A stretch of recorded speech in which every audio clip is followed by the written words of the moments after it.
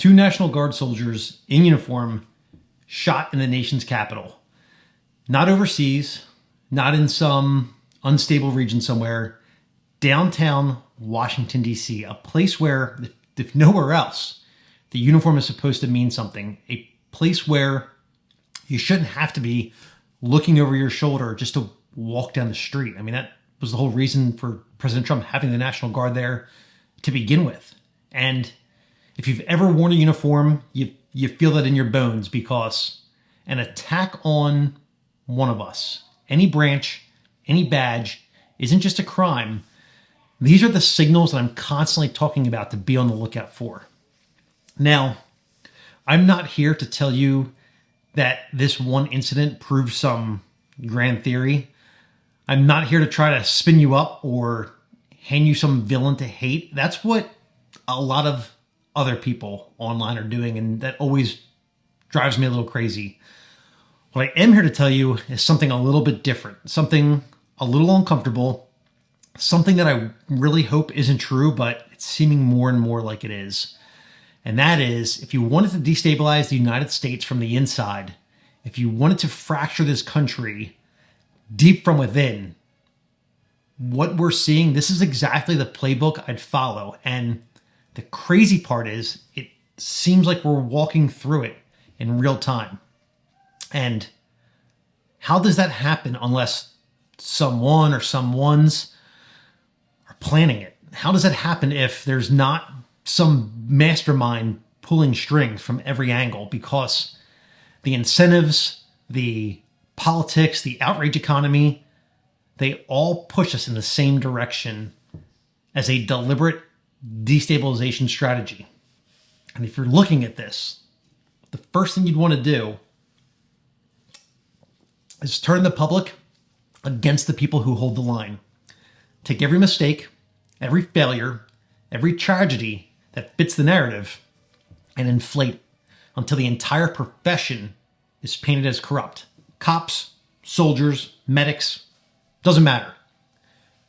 The goal here would be to make the uniform itself suspicious. Look what's happening with ICE.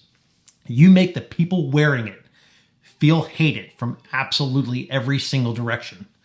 Then look at undermining the chain of command. Normalize the idea that lawful authority, completely optional. Encourage service members to decide which leaders they feel like listening to based on politics instead of what's supposed to govern those decisions, the Constitution. That's how you turn a military into factions with guns. Then overload the system. Push more people, put more pressure, more chaos into the country than the institutions themselves can realistically vet, track, or integrate. Not because, immigrants are the enemy. Most aren't. But because a stressed system makes mistakes, and mistakes create fear, and fear creates division. Then beyond that, you would want to politicize every tragedy you could. Hillary Clinton said it herself, said the loud part out loud when she laughed and went on about how you'd never want to let a good crisis go to waste. That is, weaponizing every headline before the facts are known. How many times have we seen this? Yes, some people out there still believe that hands up, don't shoot actually happened. And then you reward outrage over accuracy and you punish nuance. You make the calm analysis look like weakness and emotional whiplash look like strength. And then step 5, the final step would be to convince the people they're powerless, that everything is federal, everything is partisan, and that nothing they do locally matters. That's how you hollow out community resilience until neighbors stop trusting each other and start more or less preparing for each other. It wasn't that long ago, 5, almost 6 years now, where neighbors were literally being asked to more or less spy on each other for not following COVID compliance measures. But that's the playbook. That's how you fracture a nation without declaring war. But Here's the part that nobody tells you. As dark as that is, the same playbook that fractures a country can be reversed on the ground level. Not by violence, not by rage, not by panic.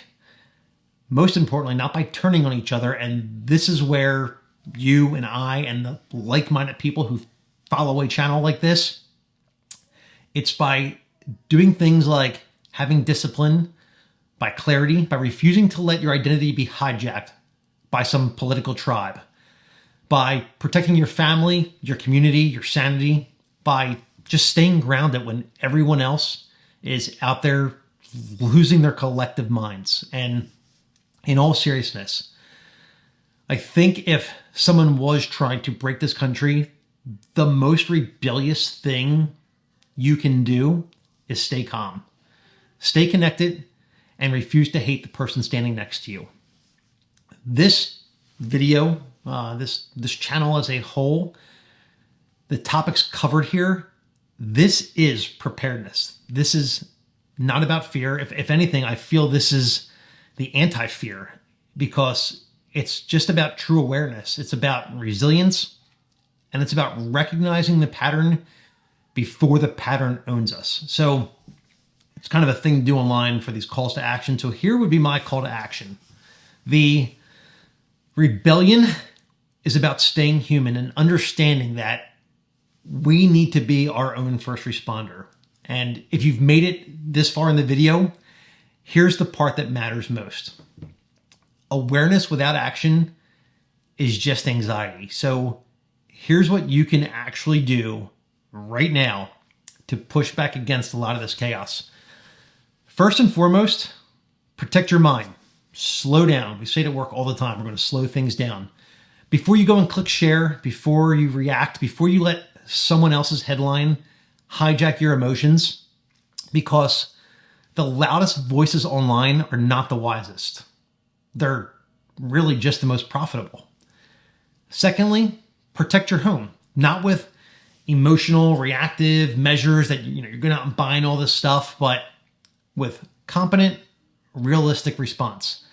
Competent training across the spectrum.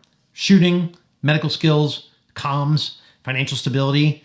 That's all basic readiness. Not because you expect the world to collapse, but just because a prepared person or family is a calm one. And then once you get your home in order, then you're going to go out and start protecting your community. Talk to your neighbors. Check on the people around you. Build those small circles of trust that aren't based on politics, but instead on humanity. Because history has shown us time and time again that a nation with strong communities is almost impossible to fracture.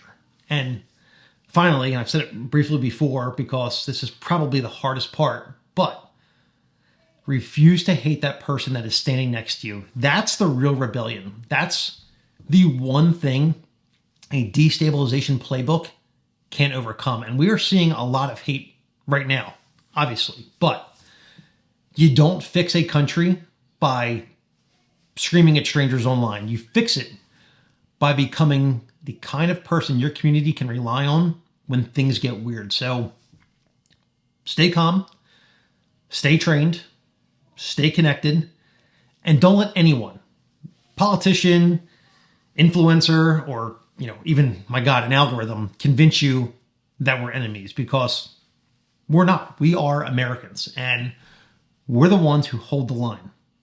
And with that, guys, please, if you're not already doing so, please go on Instagram, follow us there.